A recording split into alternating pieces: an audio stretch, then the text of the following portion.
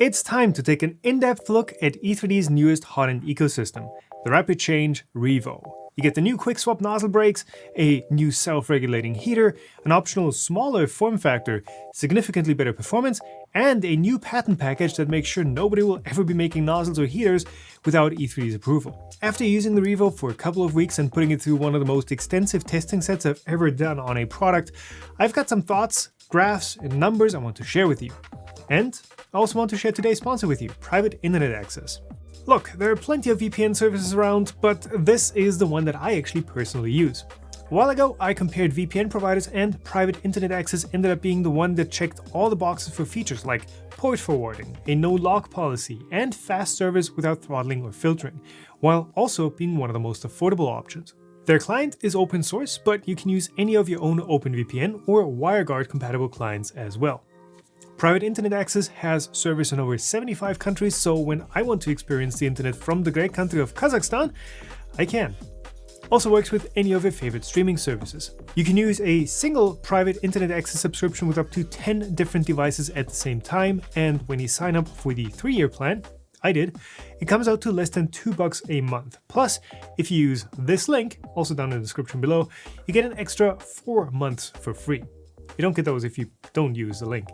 They have 24/7 live chat support, and you can try them risk-free with their 30-day money-back guarantee.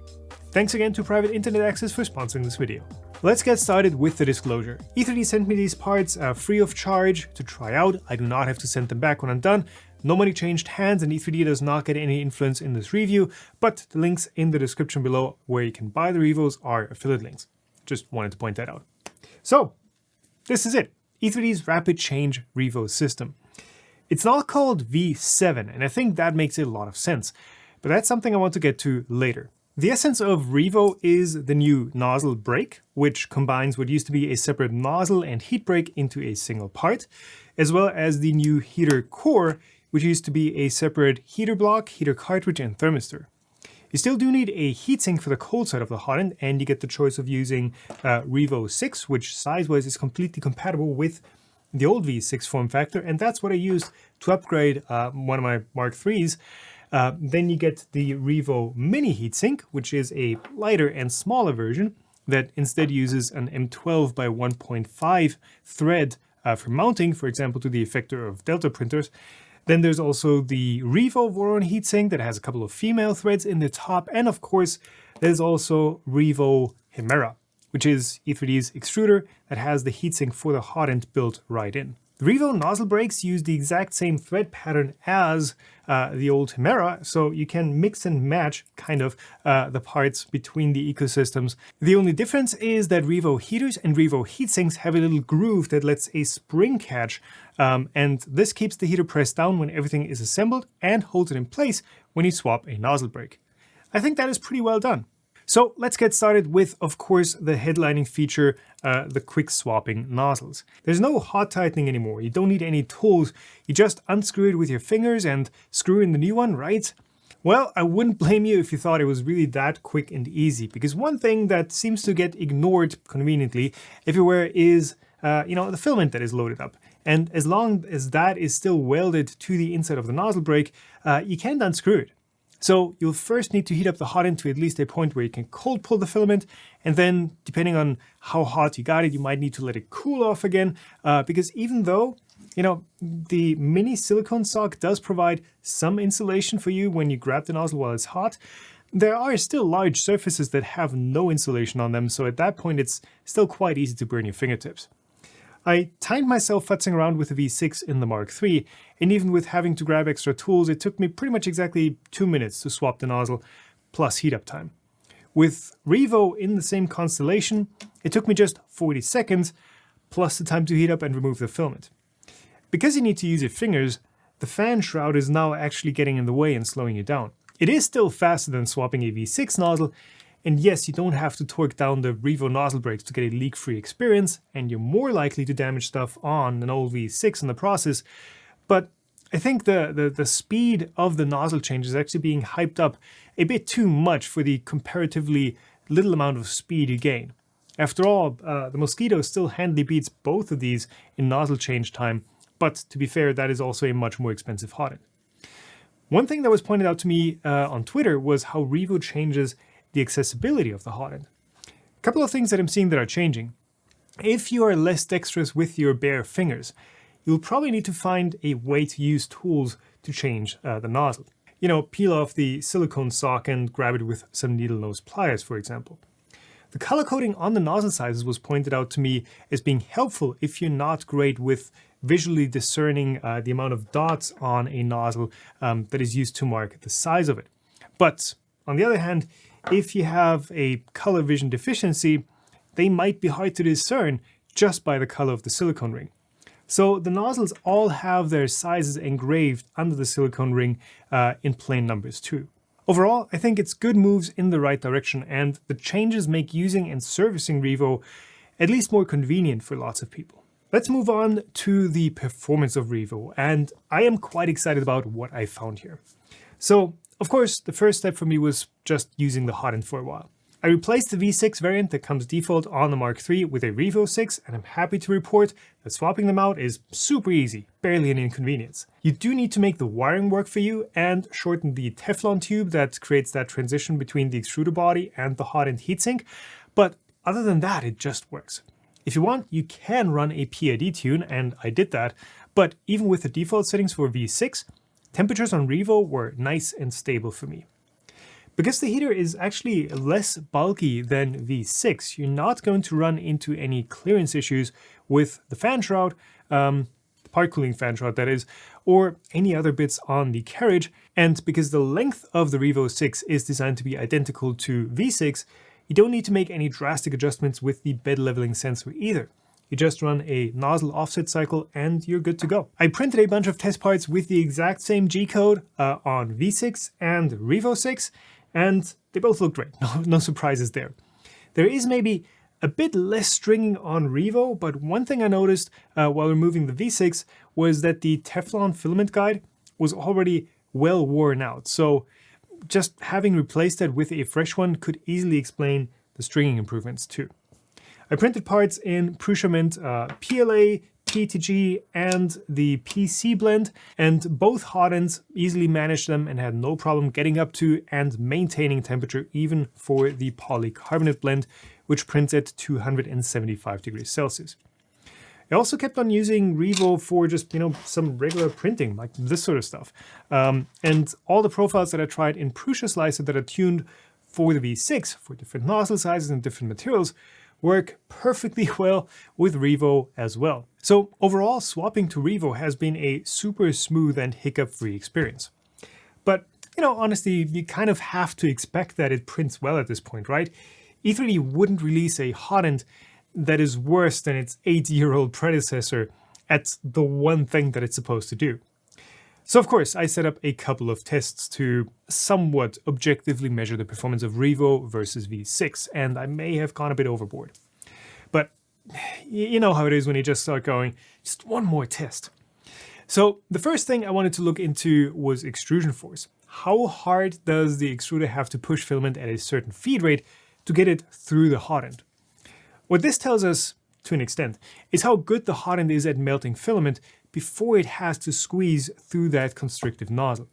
Less force at the same speed means the filament is more molten and better heated as it comes out the nozzle. Kind of.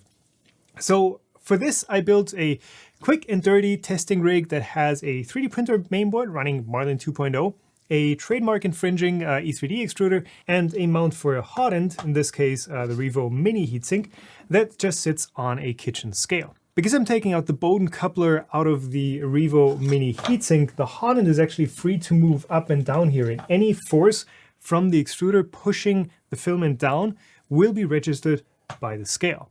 Yes, I know I could have used load cells and stuff, but hey, this actually works really well and is super visual to show you guys.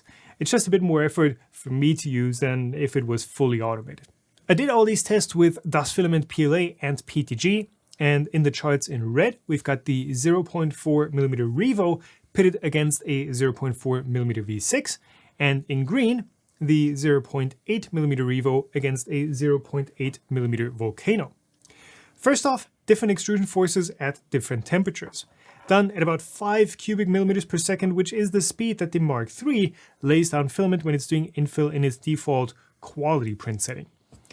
And first of all, I found it really surprising that there is such a huge jump in extrusion force if you print just 20 degrees under the normal printing temperature, and vice versa, how much the extrusion force drops when you crank the hot end temperature higher than what you'd usually use. But what really shocked me or surprised me was that all the 0.4mm Revo tests did have a significantly lower extrusion force requirement than the V6. And in this case, at least with PLA, Revo is basically trading blows with the Volcano when you're using a 0.8mm nozzle. Now, this might sound counterintuitive. After all, Revo and V6 have a melt zone that is not that different in length, and the one in Volcano is actually a good bit longer than either of those hot ends. But when we compare the cutaway I made of Revo and a V6, I think it all starts making a bit more sense. On V6, almost half of the contact area between the filament and the heater block is that stainless steel section as part of the heat break. Stainless steel is a fairly poor conductor of heat, so when you've got filament actually flowing through the nozzle, most of the energy is going to be transferred into the filament in the area where it's touching the brass of the nozzle. So because the stainless steel section in the Revo's melt zone is only a thin wall tube, it has much less of an insulating effect and can contribute more to the overall heating performance of the hot end.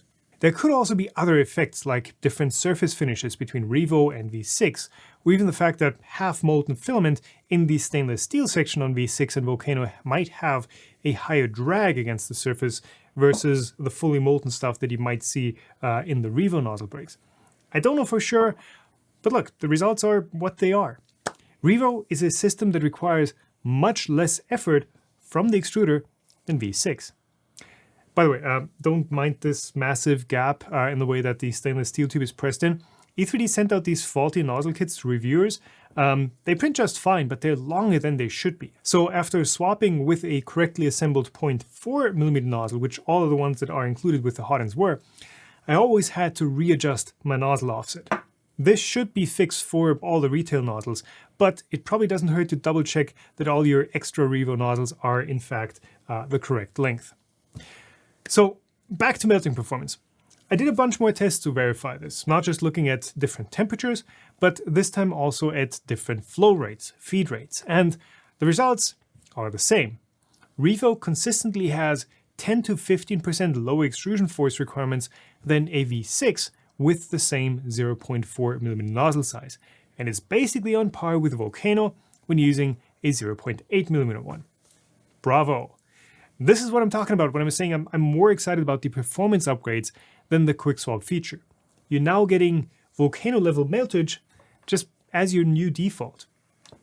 One of the other big details of Revo, of course, is the new heater core that is now copper with an embedded thermistor and a ceramic-based heater element that supposedly is self-regulating to prevent, a catastrophic meltdown event.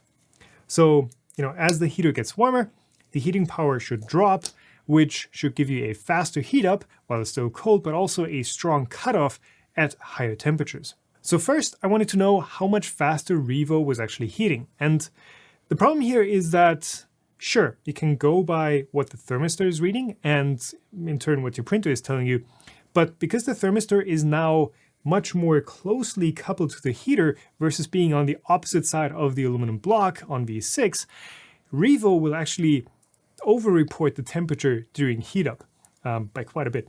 Stefan from CNC Kitchen has done some detailed tests there, and I recommend checking out his video for another take on Revo once that's out. So what I decided to do was just to go by similar means as I did with the soldering stations review. And that is going by some relevant real-world measurable stuff. So two things I can measure is, first of all, how long after starting to heat can I do a cold pull with nylon? So how fast does it get the filament up to temperature for that? And second of all, how long until the filament can start flowing through the nozzle and out of the nozzle? First, the cold pull, that one's simple. V6 took 29 seconds until the filament came out. Revo took 19 seconds. Keep in mind that surface finish and stuff might also play into these times. But that's what it is. Revo was about a third faster for a cold pull than V6. For measuring the time until stuff starts flowing through the hot end, I filled the hot end with PLA, let it cool off to 30 degrees Celsius, and then pre-tensioned the extruder to 1 kilogram of pushing force while everything was still cold. I then started heating and measured the time until the filament had flowed through the hot end enough to reduce that force to 414 grams. And there's not that much of a difference this time. V6 took 31 seconds, Revo took 26 seconds. So I guess once you factor in that the filament itself also needs to be heated thoroughly for it to flow, and plastics are quite bad at conducting heat, that most likely will still be a major limiting factor for heat up times. Not that it actually matters all that much, because in either case, you're still waiting for a heated bed to get up to temperature anyways. So what about that overheating protection? My first attempt was to just disable the temperature limits in firmware and set the temperature to something ridiculous like 500 degrees Celsius. But as it turns out, Marlin will only read the thermistor up to 300 degrees Celsius because that's the thermistor's rated temperature range. But still, Revo shoots up to those 300 degrees in just under 1.5 minutes, while V6 took almost 4 minutes to get to that point. But if you look at what amount of power each heater is pulling at any time, Revo starts out at 36 watts and is already down to just 25 watts at 250 degrees, and finally 23.5 watts at 300 degrees, while the heater in V6 was drawing a rock-steady 27 watts all the way through. But I still wanted to know what would happen past those 300 degrees Celsius. So I grabbed a thermocouple, dropped that into the nozzle, connected the heater directly to the 24-volt supply, and took the entire thing outside to the garage because I had no idea what sorts of fumes these hot ends would start giving off once they reached critical temperature. I logged temperature and current every 10 seconds, and here's what we got. Revo heats up much faster, but after 8 or 9 minutes, it has basically reached steady state. Keep in mind, steady state in this case is 480 degrees Celsius, which is well past the auto ignition temperature of the common plastics we print with. In this case, it's not very likely to actually cause a larger fire because that heat is contained to just the hot end, but it's still a concerningly high temperature, and I wouldn't trust the self-regulation effect of the Revo heater to be the only thing keeping a printer from burning down. Now, V6 was heating much more slowly. It's got a larger heater block and more surface area to dissipate that heat away again. And because it was still rising in temperature at the 10-minute mark, I let it go for 15 minutes total, but even then, obviously, it was still rising and still drawing the exact same current it did at room temperature.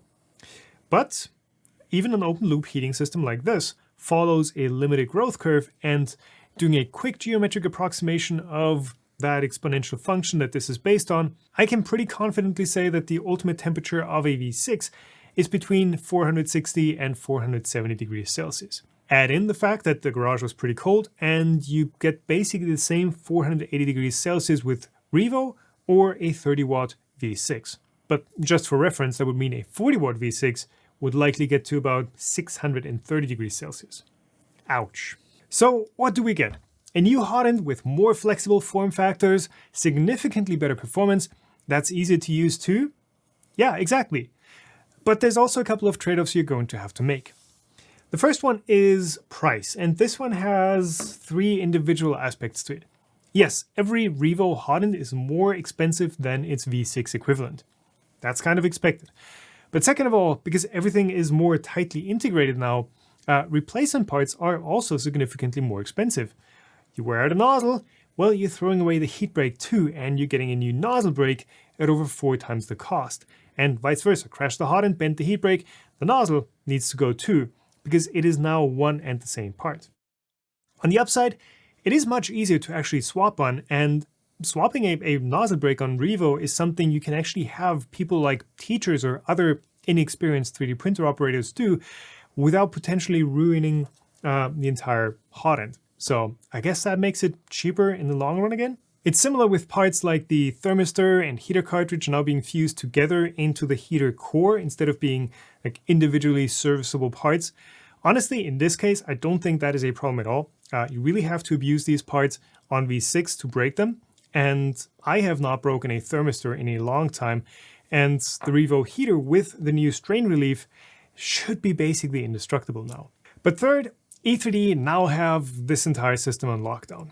So with V5, V6 and every hot end that was mildly compatible with it, you can just go on AliExpress and buy a 10-pack of nozzles for $3. Those aren't particularly good, but on the other end of the spectrum, you're also able to buy microsys nozzles, Ruby, Bondtech CHT pointy ones with airbrush nozzles adapted in.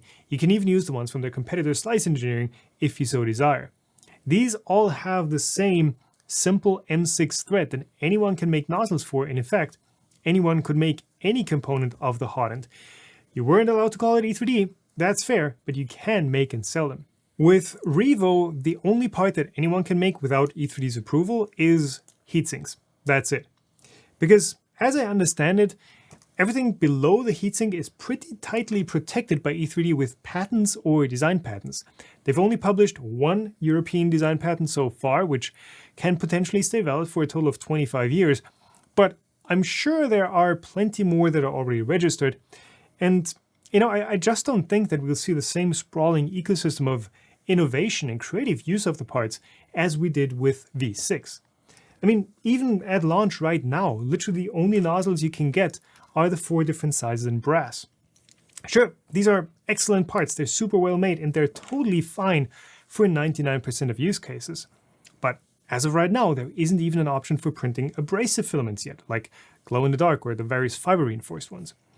E3D is working on a nozzle like that with the Obsidian, but that's definitely going to be a more premium option than the £12.50 hardened steel one that you can grab for V6. Look, the Revo is a fantastically engineered hot end system, and as I've shown, it performs really well too. It's just that this isn't V7. This isn't a successor to V6. It's a new closed-off ecosystem. It's an Apple-esque walled garden that E3D 100% controls, and you are dependent on the parts they allow you to have at the prices they're willing to sell them to you for. I'm just not happy with the way that the RapidChange project is looking more and more like it has finally come to an end. E3D are locking stuff down, but so did Slice Engineering with their Mosquito hot ends before them. I'm pretty sure Revo could have been that independently supported heater block with a super sexy heat break if it wasn't for the patents that Slice Engineering hold. I guess that's just the way things are now. E3D's V6 line will still be around, and it's still a very solid choice. Slap in a 0.6mm nozzle and you've got a setup where you probably won't even have the need to quick change nozzles. You just leave that in all the time and you can still print pretty much all the same parts, but faster. I had a look through the parts I was actually printing, and there hasn't been one that actually required a 0.4 and wouldn't have worked with a 0.6mm nozzle. So for me, the headlining quick change feature of Revo is literally the least relevant part. Instead, get it if you want a modern, robust, easy to use, compact, high performance hot end for basic printing tasks. It's a great hot end, but it's definitely not V7. So I think that should be everything that I've got to say about Revo for now. I know it was a lot, but I had a lot of fun getting into some measurements again. Let me know in the comments below what you think of Revo. Have you already ordered one? Links in the description if you so desire. Hope you learned something. If you did, do the old thumbs up, get subscribed, support the channel with a YouTube membership or through Patreon. Thank you for watching. Most importantly though, keep on making, and I'll see you around. Bye.